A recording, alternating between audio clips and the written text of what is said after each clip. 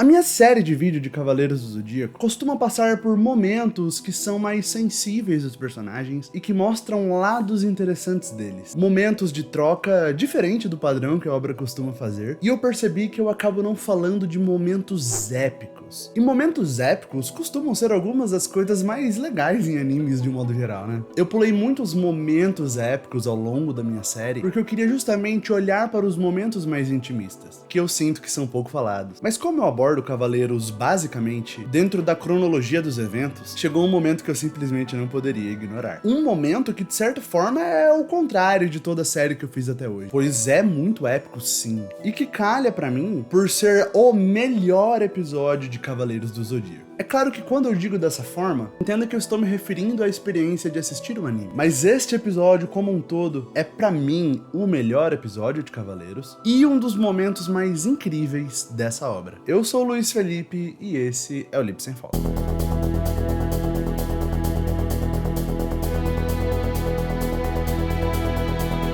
Pessoal, vocês viram coisa nova no cenário?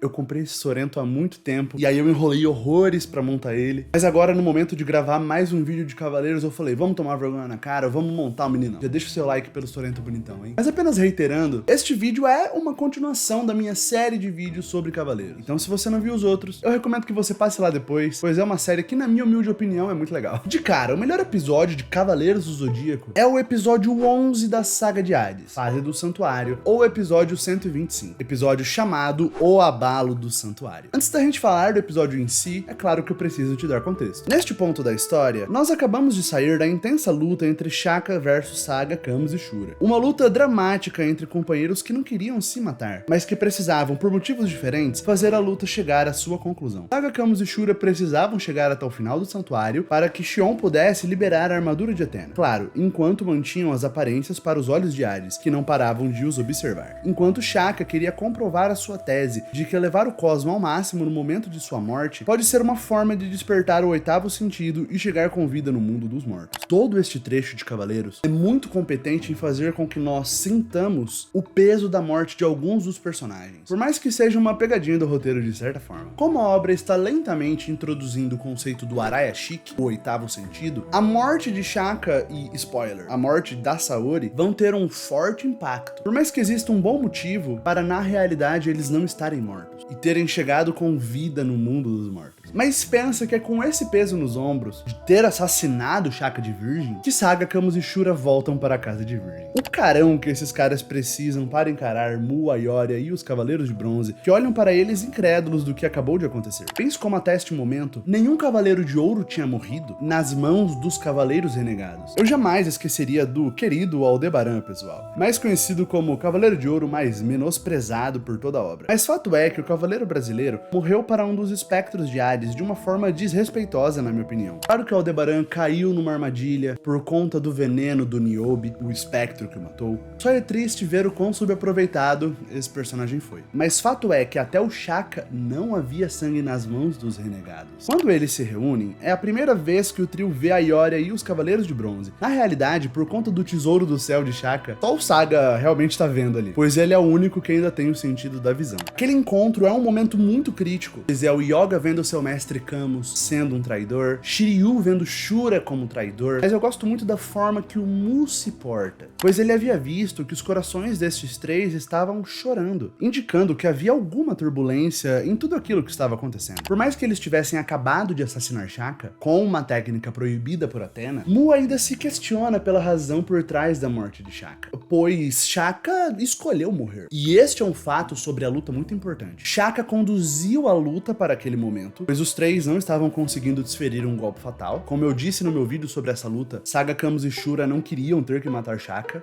e parte da luta, de certa forma, foi uma encenação perante os olhos dos espiões de Hades. Tanto que quem introduz a exclamação de Athena na luta é o Shaka. Não existe mais nada para vocês fazerem, a não ser que usem a única coisa que lhes resta para me derrotar. Está querendo dizer que... Exatamente. A exclamação de Athena. Quando a gente observa a condução dessa luta, por mais que Shaka tenha começado achando que, de fato, eles estavam ali para matar Athena, para mim fica claro, por mais que a obra não expresse isso no seu texto, que Shaka percebe algo de errado na forma que eles estavam diante dele. E Shaka quer tomar proveito da situação, pois ele queria morrer para testar a sua hipótese do Arayashiki, para tentar assim despertar o oitavo sentido, e forçar os três a usar a exclamação de Athena, uma técnica das sombras proibida por Athena. Lip, pera lá. Você não pode dizer que a exclamação de Athena é uma técnica das sombras proibida por Athena sem usar a entonação correta. Uma técnica das sombras proibida por Athena. Justamente, pois ao quebrar o tabu, talvez os espiões de Hades os dessem um desconto, o que não acontece. O que aumenta ainda mais a falta de agência dos renegados em toda essa situação. Mu percebe que há algo de estranho no fato de Shaka ter se entregado à morte, e não se abala com o gesto de Saga de entregá-lo o rosário com as 108 contas que estava com Shaka. Ação que facilmente poderia ser interpretada como uma afronta. Mas a Ioria, que como um bom leonino é bem impulsivo, sapeca a porrada nos três. Ele provavelmente teria matado os três ali mesmo caso Mu não o impedisse, justamente trazendo para a conversa que a morte de Shaka é mais suspeita do que parece. Acontece que neste ponto, Saga, Camus e Shura estão completamente destruídos. Tanto emocionalmente por tudo que eles tiveram que fazer, pelo peso que eles estão carregando em seus ombros, por continuar fazendo teatro de ser traidores, quanto destruídos fisicamente. Pois neste momento o único sentido que Saga possui é a visão, Shura a fala e Camus a audição. O que em termos práticos não limita ninguém a fazer nada. A gente já tá acostumado em Cavaleiro do Zodíaco vendo o pessoal seguir a vida e continuando a luta sem nenhum problema, mesmo sem nenhum dos seus sentidos. Com a explicação única de que é por conta do poder do seu cosmo, do sétimo sentido e enfim. Mas a gente vê o quão os três saíram destruídos, né, dessa batalha para além da perca dos sentidos. Mas acontece que vai se criando um clima terrível ali. Uma animosidade compartilhada, sendo que faltavam apenas 4 horas para que o relógio de fogo se apagasse. Isto é, os Cavaleiros Renegados tinham apenas 4 horas de vida. E eles ainda estavam na casa de Virgem, tendo que atravessar todo o resto do santuário para chegar até Athena. E não seria fácil passar a força por Mu, a Ioria e os Cavaleiros de Bronze. O que piora toda essa situação é a chegada de Miro, que desobedece às ordens de Athena de manter o seu posto e abandona sua casa, o que gera esse diálogo que eu acho muito engraçado. Miro, você deixou a casa de Escorpião sem autorização. Você achou que eu ia ficar esperando? Ele tá certo se a gente pensar, né? Então tá bom. Miro sapeca golpes neles e leva a situação a um ponto que é simplesmente muito entendível o que Saga, Camus e Shura decidem fazer. Com os três no limite de suas forças, combates diretos contra 3 Cavaleiros de Ouro e os Bronze Boys certamente tornaria cumprir a sua missão algo impossível. É por isso que, como medida desesperada, eles se colocam novamente na posição da exclamação de Athena. Eles não querem ter que abrir o caminho dessa forma. Eles obviamente não querem obliterar vários amigos na frente deles. Mas este era o único recurso que eles tinham para conseguir abrir caminho e fazer com que a missão não fosse em vão. É muito ingênuo da parte deles pensar que apenas por assumir a postura da exclamação de Athena, os outros cavaleiros iam falar: "Ih, apelou, quer saber? Passa. Vai, minha vida vale mais que isso, passa." Os cavaleiros são muito mais fiéis a Athena do que isso. Mas, novamente, era uma medida completamente desesperada. Agora, o que surpreende a todos é isso aqui. Saga, não está se esquecendo de nada? Também somos 3 Cavaleiros de Ouro do lado de cá. Não temos outra alternativa. O que eu mais gosto nesta cena é como Mu, Miro e a Ioria chegam ao mesmo tempo na mesma conclusão. No momento que a Ioria estufa o peito e diz: "Vocês não estão esquecendo de nada?", automaticamente Mu e Miro entram em sincronia. Por mais que Mu ainda esteja confuso quanto à morte de Shaka, esteja confuso quanto às reais intenções dos 3 renegados, ele chega na mesma conclusão que seus parceiros. Afinal, Saga, Camus e Shura já estão num ponto sem volta. Não tem mais diálogo que os fará parar. Tanto Mu quanto a Ioria e Miro irão morrer antes de permitir que eles avancem em direção a Athena. Os Cavaleiros de Ouro se posicionam diante dos renegados, assumindo a postura da exclamação de Athena. Isso é...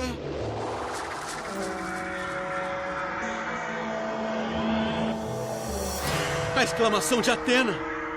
Parem! por favor, não façam isso! Esse é um raro momento na forma que o Kurumada escreve, que eu de verdade acho incrível. Pois muito do que faz cavaleiros ser cavaleiros é a pompa, é o exagero e a grandiloquência nos golpes, nas situações. E a exclamação de Athena é tão absurda, pois a comparação que é feita dentro da série para que a gente entenda o nível de poder dela é uma comparação direta com o Big Bang, o literal Big Bang que deu origem ao universo. Por mais que seja, como sempre, o Kurumada fazendo tudo pelo estilo, é extremamente verborrágico. Apesar disso, eu acho muito interessante essa comparação, pois toda a história de Cavaleiros é montada em cima dos astros, das constelações, da descrição romântica de que os cavaleiros conseguem abrir fendas na terra com os seus chutes. Não à toa, o poder dos cavaleiros vem do cosmo que está dentro do seu corpo e faz com que o seu poder aumente. Então a ideia de você juntar 3 cavaleiros da casta mais poderosa, 3 cavaleiros de ouro e um ataque que combina o potencial máximo de 3 dos cavaleiros mais fortes que existem, gerar uma fagulha que se assemelha à criação do universo, é extremamente um exagero. Mas é um exagero bom, sabe? É um exagero que tem um sabor muito bom com toda a obra. A exclamação de Athena se tornara um tabu justamente por ter um poder tão incontrolável que não faz sentido usar em batalha, por toda a repercussão que você irá causar. Então, numa olhada rápida, 6 cavaleiros de ouro colidirem em uma exclamação de Athena uma na outra é uma coisa obviamente idiota, só que isso é claro para ambos os lados. Por mais que os cavaleiros de bronze entrem em loucura com essa situação, os 6 cavaleiros de ouro já compreenderam que, de fato, não tem conversa que vai fazer alguém mudar de ideia. Então por que fazer isso? Saga! Mu! Por que fazer uma coisa tão absurda? Se Saga, Camus e Shura tentarem avançar à força, eles nunca teriam chances, tamanho o quão enfraquecido eles já estavam. E se eles tentassem, o que aconteceria? Talvez eles até derrotassem algum dos de bronze, talvez o Aioria, talvez o Miro, mas sobraria para que o Xion, que pelo que nós vimos, em algum momento parou de lutar contra o Doku. Inclusive, o próximo vídeo vai ser inteiro sobre Xion e Doku, eu tô muito animado pra esse texto, vem aí. Mas Xion sozinho não conseguiria derrotar quem sobrasse. Se os 3 perdessem ali, seria o fim do plano. Só que naquelas condições, eles não podiam abrir a boca para os seus amigos e explicar qual era a verdadeira situação. E quando a gente olha o ponto de vista dos Cavaleiros de Ouro, Mu, Aioria e Miro, até que alguma resposta aparecesse, eles eram traidores desonrados, que usaram uma técnica proibida, mataram um companheiro, seria uma blasfêmia deixá-los passar pela Casa de Virgem. Naquele ponto, certamente já era algo pessoal. É por isso que é ridículo ter chegado nesse ponto, mas não existia outra forma. Exclamação de Athena!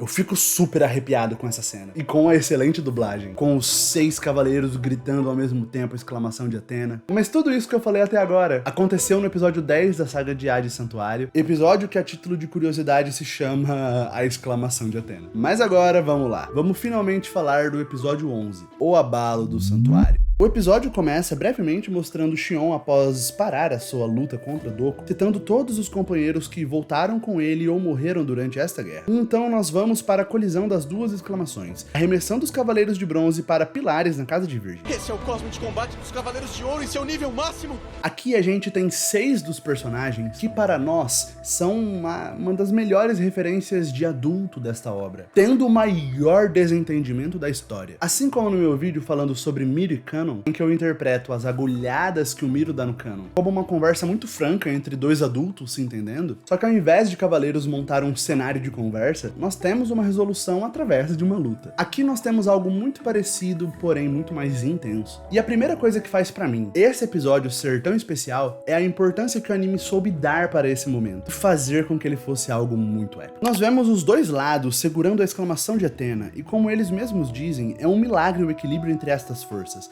mas a qualquer momento, uma pequena diferença de poder pode fazer com que saia de controle e tudo acabe. E é agora que os Cavaleiros de Bronze decidem intervir. Eles se dispõem ao redor das exclamações e exercem uma força para fazer com que elas, ao invés de acertarem em cheio um dos lados, seja direcionada aos céus. Neste momento, Shiryu fala com Shura, Yoga fala com Camus, cada um abre o seu coração para o renegado de maior proximidade ali, e o semblante dos adultos muda, com eles vendo os jovens tendo que interferir, tendo que se meter no meio do problema deles. 6 dos cavaleiros mais poderosos, precisando que os 4 guris de bronze, não apenas de uma casta inferior, mas todos muito mais novos do que eles, precisando intervir para mostrar a eles de que, sem dúvida, essa é provavelmente a pior forma de tentar resolver essa situação. E este é um momento tão incrível, porque ao longo desse arco, nós temos a construção dos renegados tendo uma missão e carregando o fardo de não poderem contar para os seus amigos a verdade, e dos Cavaleiros de Ouro simplesmente cumprindo a sua tarefa, de não deixar que invasores subam as 12 casas, além de ter que lidar com o fato de que os invasores eram seus ex-companheiros. Ao mesmo tempo que eles tentam afastar os Cavaleiros de Bronze, muitas vezes dizendo que essa batalha não era para eles, que essa batalha era para os Dourados lidarem, mas lá no fundo eles sabiam, principalmente Mu sabia, que alguns dos Dourados morreriam durante aquela batalha e que os Cavaleiros de Bronze precisavam ficar vivos, porque a verdadeira batalha ainda estava por vir. Além de que, de certa forma, por eles serem mais novos, eles representam o futuro. Mas os 4 Cavaleiros se posicionam como gente grande, mesmo com suas armaduras de bronze completamente destruídas, mesmo com o risco de que eles morressem por estarem menos protegidos, todos ali diante de um poder aterrador, elevando seus cosmos para não permitir que os Cavaleiros de Ouro e os Renegados se matem entre si. Com os poderes dos 4 combinados, e com Soldier Dream, uma das melhores músicas, tocando no último volume, eles conseguem fazer com que a exclamação de Athena suba até os céus, e assim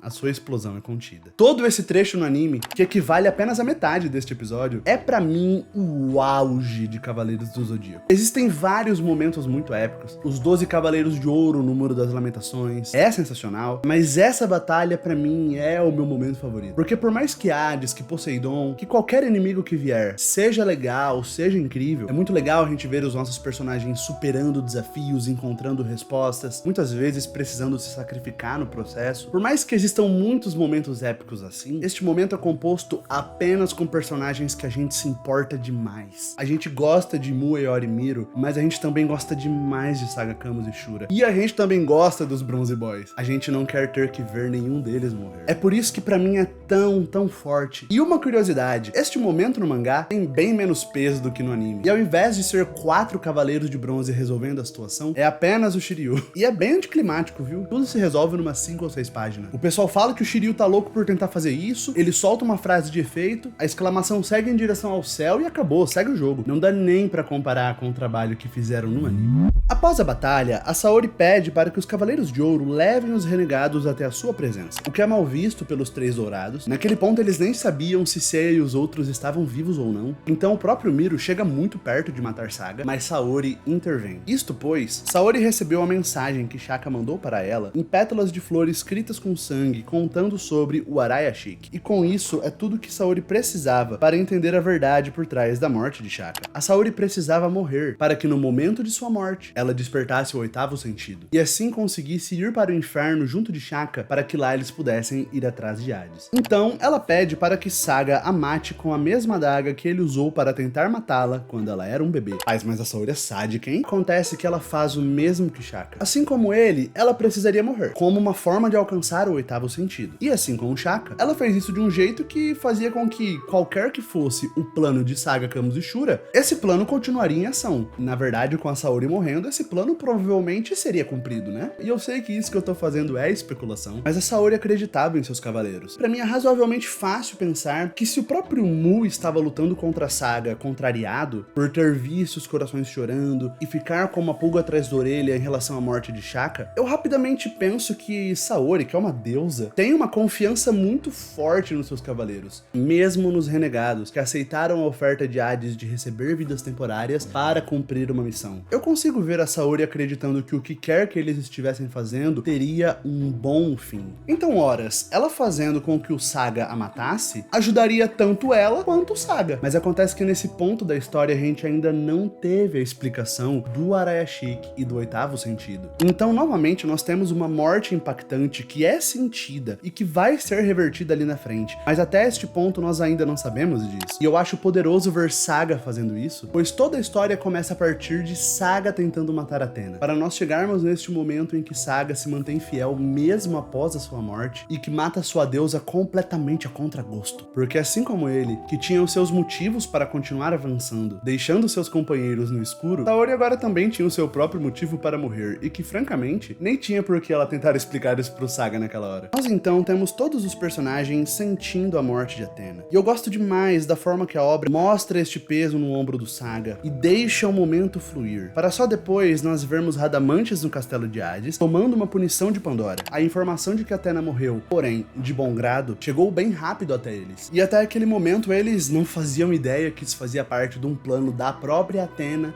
e de Shaka para chegar no inferno. Quando os Cavaleiros de Bronze chegam no final das 12 casas, os Cavaleiros de Ouro e os Renegados já tinham ido em direção ao Castelo de Hades. Então este é o momento que os Cavaleiros de Bronze ficam enlutados pela morte da Saori, até que Xion aparece e diz a eles que eu vou contar toda a verdade, da razão por detrás da morte de Shaka e Athena.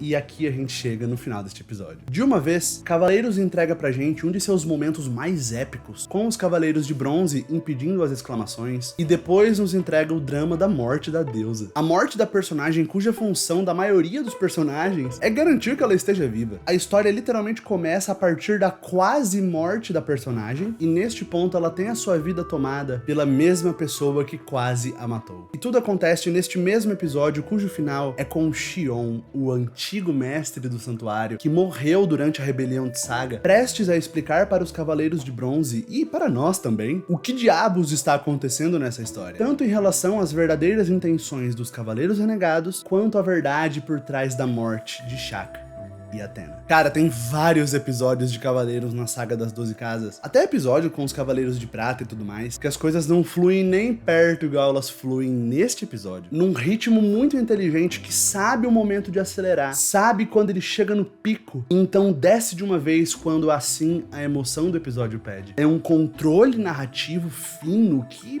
é impressionante. Impressionante, obviamente, pros padrões de Cavaleiros, né? Mas eu gosto muito como a gente tem um conflito, uma luta muito intensa. Depois a gente tem a morte de uma personagem muito importante e quando isso acontece, ele desacelera para deixar com que a atmosfera cresça, para fazer com que o sentimento cresça dentro da gente também. Para então chegar no final e mostrar que aquela luta desnecessária, aquela morte desnecessária, tudo isso teve uma explicação e que tudo o que aconteceu nesta saga até esse momento, de certa forma, talvez um pouco por linhas tortas, precisava ter acontecido. Esse episódio é uma aula para Cavaleiros. É o auge da qualidade narrativa dessa obra, combinado com o épico e o emocional, na melhor forma que Cavaleiros é capaz de fazer. Sendo brega, sendo emotivo, sendo grandiloquente, com personagens clamando aos quatro ventos, frases de efeito vazias como pelo amor e pela justiça! Os Cavaleiros da Athena lutam pelo amor e pela justiça! E ainda assim funciona. Eu realmente fico impressionado com a qualidade da saga de Hades, até os dias de hoje. E é por tudo isso que, pra mim, o Abalo do Santuário é de longe o melhor episódio